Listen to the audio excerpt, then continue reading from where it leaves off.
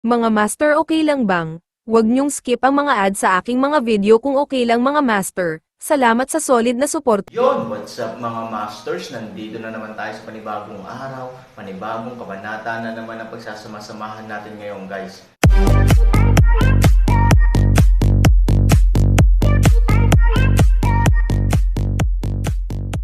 Bali mga masters, kung bago ka pa lang po sa aking YouTube channel, please click the subscribe button, lalong-lalo na po yung notification bell guys, para maging connected pa rin tayo sa isa't isa at maging updated kayo sa mga susunod ko pang video.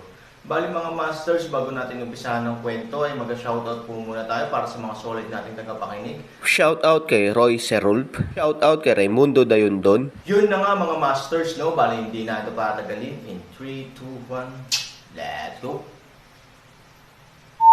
Sa pangkalahatan, ang lalaking nasa harap niya ay napakagwapo, at ang kanyang panloob na kapangyarihan ay pinalaki sa isang kurbatang sa kanyang sarili. Sa mga tuntunin ng lakas at hitsura, pabayaan kung ikukumpara kay Peiho, siya ay ganap na nasakop. Natural na iniisip ni Xiao Xian'er na ito ay isang napakahusay na pagpipilian. Pero bakit mo hinayla pataas sa gulo, huwag kang ang magsalita ng walang kwenta. Bulong ni Xiao Xian'er, ngunit hindi napigilan ng kanyang mga mata na lumingon sa Aaron. Kung matutulungan mo ang mga taga-nayon na ilabas ang kanilang galit at humingi ng paghihiganti sa akin, ikaw ay natural na isang matuwid na henerasyon. Kapag nakikipaglaban sa iyo para sa panloob na kapangyarihan ngayon, may iba din siyang paraan para talunin ka, pero kinukumpara lang niya ang internal power sa iyo, na nagpapakitang tapat siya at may style ng pagiging gentleman, tsaka mas gwapo pa talaga ang batang ito ako. Napakagaan ng loob ko na ibigay ka sa kanya, sa pagharap sa kahihiyan ni Xiao Xian'er, walang pakialam si Pangolin, at seryosong sinuri ito para sa Xiao Xian'er, hindi ko alam kung ano ang sinasabi mo. Kung titingnang mabuti, talagang naramdaman ni Xiao Xian'er na talagang maganda ang Aaron, at ang mga salita ng Pangolin ay makatwiran. Nang makita ang ekspresyon ni Xiao Xian'er, nagkunwaring umiling si Pangolin, "Hoy, ngayon ko lang nakita ang unang mukha ng ibang tao at iniabot ang kamay, sabay hawak sa kamay." Tuwang-tuwa ang ilang tao. "Kawawa naman ako sa paghabol ko sa iyo ng 10 taon, pero hindi ka man lang kumikibo." Gaya ng inaasahan, dinilaan mo ang aso, dinilaan ang aso, at dinilaan mo hanggang sa dulo ng wala. "Oh, Yellow Sand Monster, hindi ko sinasadya, TU." Walang magawa si Pangolin na nagmulat ng puting mata. Si Xiao Xian'er ay tumingin sa kanya na may pagkakasala, ngunit sa wakas ay kinagat ang kanyang mga labi at tumanggo. Naramdaman ni Pangolin na sa sandaling iyon, narinig ni Fang Fo ang kanyang nakakadurog na boses. Sa isang mahabang buntong hininga, ang walang magawa ang Pangolin, "Okay lang. Naisip ko na, kung hindi, hindi ko siya isasama." Pagkatapos ng internal power competition kanina lang, sa tingin mo ba galit na galit ka nung sinabi kong gusto kanyang ligawan? Pero ang sasabihin ko ngayon, bigla kang hindi nagalit. Biglang lumingon ang mukha ni Xiao Xian'er, "Pink, okay, dahil nasiyahan ka sa kanyang pagganap, hindi ito walang kabuluhan." Pagkatapos ay lumakad ang Pangolin sa Aaron sa kanyang harapan. Tumingin sa kanya ng kakaiba si Aaron. Hindi niya alam kung ano ang gagawin ng taong ito, na kompleto na ang unang hakbang para sa iyo. Ang susunod na hakbang, na isa ring pinakamahalagang hakbang, ay nakasalalay sa iyo. Pagkababa ng boses, tumangala ang lalaki sa langit. "Anong unang hakbang, pangalawang hakbang?" "Ang kalikasan ay ang puso ng demonyo na pinapahalagahan mo at ang tunay na mamamatay tao." Ngumiti si Pangolin, binawi ang mga mata at tumingin kay Aaron, "Maiintindihan mo na hindi ako nagloloko. Little fairy, it's almost time." Bigla siyang lumingon kay Xiao Xian'er. Kumunat ang noo ni Xiao Xian'er. Kailan malapit na ang oras? Ngunit biglang, natigilan siya at parang may iniisip. Halos sa oras na ito, may mga pagsabog ng malalakas na tambol sa pangunahing bulwagan. Ang tunog nito ay tama, ang potensyal nito ay malakas, at ito ay lubhang marangal.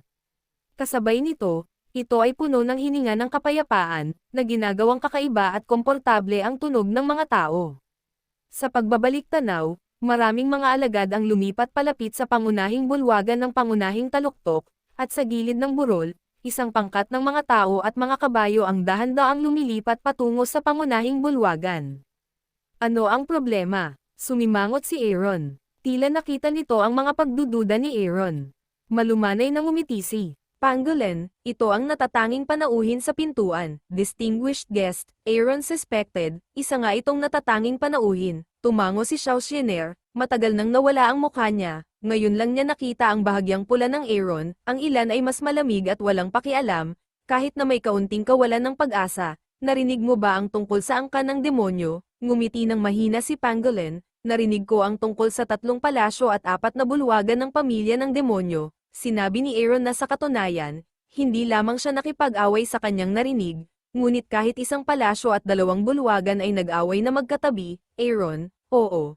Ngunit bilang karagdagan sa 7 pintuan ng 3 palasyo at 4 na bulwagan, mayroong 4 na puwersa ng pamilya. Sa kasalukuyan, ito ang anak ng pamilyang Taowo, ang pinakamalakas na puwersa sa timog ng pamilya ng demonyo, Peiho. Pamilya Tao, Aaron Lightnan. Ipinagmamalaki nila na sila ang pagkakatawang tao ng mabangis na hayop na si Tao, likas silang malupit at napakahusay sa pakikipaglaban. Sa makatuwid, mayroon silang malaking prestihiyo sa pamilya ng demonyo. I have met the demon clan here. Mukhang palapit ng palapit ang malayong hilaga. This is the second step. Malumanay na ngumiti si Pangolin. Mga master, okay lang bang? Huwag niyong skip ang mga ads sa aking mga video kung okay lang mga master. Salamat sa solid na suporta po. Ikalawang hakbang. Halos nang matigilan si Aaron, isang matandang lalaki ang lumipad.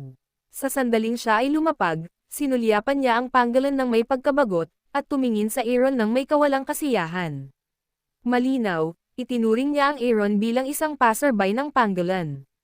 Pagkatapos ay lumapit siya sa Xiao Xiao at bahagyang yumuko sa mahinang tono, maliit na prinsesa, may utos ang patriarch. Dumating na ang mga bisita mo. Pumunta ka sa main hall. Pakisabi sa 7 matatanda na kung si Shire ay hindi maganda ang pakiramdam ngayon, hindi siya papasa. Xiao Xiao said with an unhappy face, Little princess, huwag kang magalit. Alam mo rin na ang pamilya Tao ay isang malaking pamilya at may malupit na karakter. Kung iniinis mo ang Ziyang Peiho, natatakot ako. Sa pagsasalita tungkol dito, medyo nag-aalala ang matanda. Nakikita ko, pupunta ako mamaya. Sa isang walang magawang buntong hininga, si Xiao Xianer ay medyo walang magawa. Matapos tingnan ang Aaron, tumingin siya sa Pangolin, sinundan ang 7 matatanda, lumingon at lumipad patungo sa pangunahing bulwagan. Ano ang ginagawa mo? Ang pangalawang hakbang upang hindi makita ikaw. Ngumiti si Pangolin, tumingin kay Han Sanyi, at pagkatapos ay lumipad sa pangunahing bulwagan. Walang pag-aatubili na umiling si Aaron. Hindi ko talaga alam kung anong gamot ang binibenta nitong lalaki sa lang. Gayunpaman, kapag siya ay dumating, Aaron maaari lamang patigasin ang kanyang ulo at sundin ang Pangolin sa lahat ng paraan. Sa oras na ito, ang pangunahing bulwagan ay puno na ng alak at piging. Sa sulok sa tabi ng bulwagan, nagpatugtog ang mga kasambahay ng string music, at ang bulwagan ay puno ng mga tao. Hindi lamang isang grupo ng mga Tao, ngunit kahit na ang tinatawag na mga kirin ay halos bumuhos mula sa itaas hanggang sa ibaba. Sa gitnang pangunahing mesa, maraming matatanda at patriarka ng pamilya Kirin ang nakaupo sa paligid ng isang binata. At heroic din ang binatang ito. Siya ay anak ng pamilyang Tao, si Peiho. Ang ilang mga tao ay tulad ng mga dragon at phoenix. Ang mga ito ay hindi lamang matangkad at makapangyarihan, ngunit mayroon ding posibilidad na umupo doon ng walang galit. Higit sa lahat, ang taong ito ay ipinanganak na kakaiba at pambihira sa unang tingin. Ang mga mata ay parang mga kawit, naglalabas ng gininto ang liwanag, at ang blonde na buhok ay bahagyang umuugoy, tulad ng isang mahabang gintong talon. Ang matandang nakaupo sa tabi niya ay ang ama ni Xiao Xianer, ang pinuno ng pamilya Kirin, Shengrun. Bagamat ngumiti siya sa ibabaw, medyo matigas ang ngiti niya at halatang hindi talaga masaya. Ang pamilya Kirin ay hindi masyadong makapangyarihan, ngunit hindi ito isang merienda. Lalo na kapag dumating ang kanyang anak na si Xiao Xianer, siya ang tunay na piniling anak ng langit. Ang makapangyarihang espiritual na kapangyarihan sa kanyang katawan ay ang kinabukasan ng kanyang pamilyang Kirin. Gayunpaman, ang puntong ito ay malinaw na binantayan ng pamilya Tao. Si Peiho ay nagdala ng mga tao upang mag-alok ng kasal 7 taon na ang nakararaan. Bagamat magaling si Peiho, sayang naman itong pamilya ng demonyo. Bukod dito, likas silang malupit, at hindi gusto ng kanilang anak na babae si Peiho. Bilang karagdagan, alam ni Sheng Guo ang tunay na layunin sa likod ng pagpapakasal ni Peiho sa kanyang anak na babae. Sa makatuwid, nag-aatubili si Sheng Guo na pakasalan ang kasal na ito, ngunit ang pamilyang Tao ay malayong mas malakas kaysa sa kanila, at si Sheng Guo ay talagang walang magawa. Sa oras na ito, pumasok din si Xiao Xiao, na nagpakinang sa mga mata ni Peiho. Ang gayong anak na babae ay dapat lamang umiral sa langit, hindi sa mundo. Nang makita siya, nilunok pa ni Peiho ang kanyang laway ng walang malay.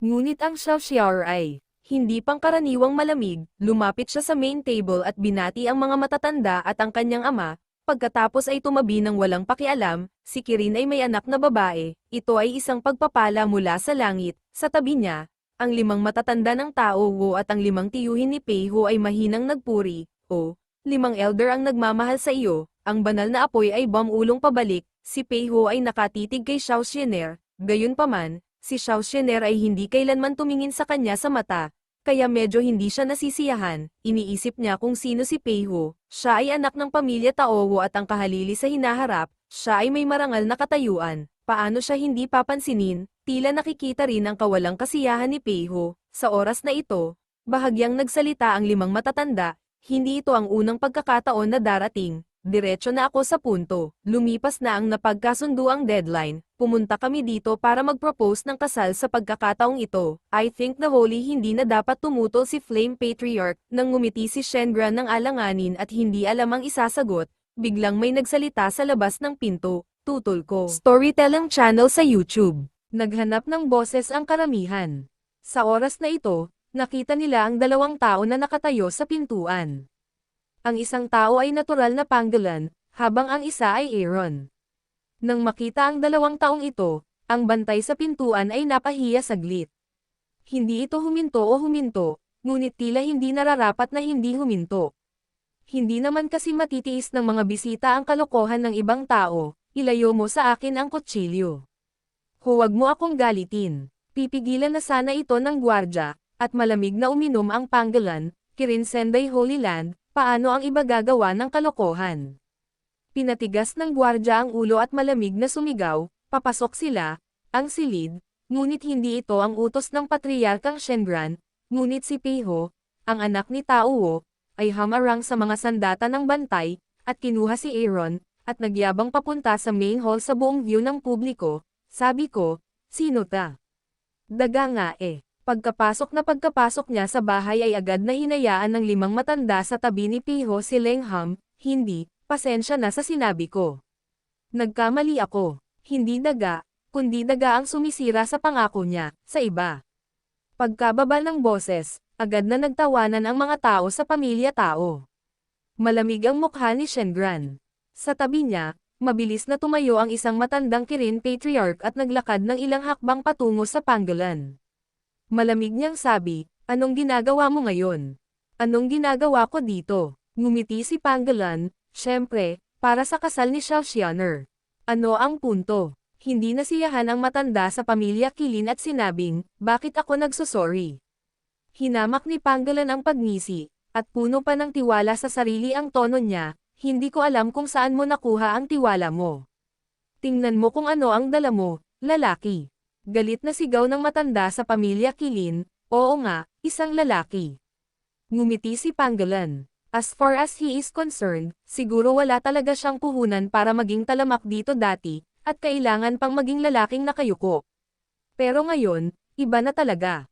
Wala nang iba, dahil lang, ng lalaking nasa likod niya Aaron, ikaw. Agad na nagalit si Kilin Patriarch Lau. Hindi pinapansin ang matanda sa pamilya Kirin at ang itim na mukha ng karamihan sa pamilya Kirin, gumala ang Panggilan sa main table, tinulak ang matanda ng may sampal, at saka umupo. Pagkatapos uminom ng isang baso ng alak, masayang bumantong hininga siya, good wine. Akala ko hindi ka nang ahas na magpakita. Humalaklak si Peiho, nako, 1 taon na kitang hindi nakikita. Mukhang tumaas ng husto ang pagtatanim ni Child Pei. Naiinis na ngumiti si Panggilan, no wonder they are so hardworking. The Dragon and Phoenix sa mga tao ay natural na hindi maihahambing sa iyo, isang daga na nakakagawa lamang ng mga butas sa lupa. Malamig na tumikim si Peikun, ang 5 matatanda ng pamilyang Tauo. Sa sandaling sinabi niya ito, muling tumawa. Gayunpaman, parang tinanggap ng Pangolin ang mga panlilibak na ito at ngumiti, hindi ako nang ahas na ikumpara sa anak ng pamilyang Tauo, ngunit dapat mo rin ba akong purihin ngayon? Taon, maaari mong tumalon ng napakabilis. Ngumiti si Pihu lang, ngunit hindi siya umiwas, ang aking paglilinang ay mabilis na tumaas. Bilang karagdagan sa aking namumukod tanging talento, marami talaga akong utang na loob sa iyo sa mga nagdaang taon. Bueno, bilang pagsasaalang-alang sa kabaitang ito, pagkatapos na ikasal si Xiao Xiao sa pamilyang Tauo, natural akong mag-iiwan ng lugar sa pamilya para sa iyo upang madala mo ang sapatos ni Xiao Xiao araw-araw. Ano sa tingin mo? Sa sandaling bumagsak ang boses, mas tumawa ang mga Tauo. Sa oras na ito, ang mukha ng Pangolin ay talagang nagsimulang magmukhang masama. Aaron ay nakatayo sa likod niya at sa pangkalahatan ay naiintindihan, kaya ang salarin sa pagkawala ng batang babae sa nayon ay si Peiho, ang anak ng pamilyang Tauo. Bueno, dilaw na halimaw na buhangin, huwag kang magpakatanga. Sa oras na ito, ang tahimik na Shenron ay bumuka ang kanyang bibig at tumingin sa Pangolin, ngunit nakapikit bahagya niyang mata. Bumalik ka. Bumalik ka. Ang Pangolin ay ngumiti ng mahina, sa mga araw ng linggo, dapat kong sundin ang aking mga utos. Ngunit ngayon, natatakot ako na hindi ako makinig sa Patriarch. What on earth do you want to do? Nang marinig ito, iminulat ni Shenron ang kanyang mga mata at galit na sinabing, ayokong gumawa ng kahit ano, ni hindi ako manggahas na gumawa ng anuman, ngunit ako ay tutol lamang. By the way, pag-usapan natin ito. Ngumiti si Pangolin, propose marriage. Yun na nga mga masters, no? Bali panibagong kabanata na naman yung natapos natin ngayong gabi. Muli, maraming salamat po talaga sa walang sawang suporta po sa aking YouTube channel na talagang inaabangan nyo po ang bawat upload ko po. Bali mga masters, magkita-kita ulit po tayo bukas ng gabi at ngayon po ay magpapaalam po muna tayo. Bali mga masters, bye-bye!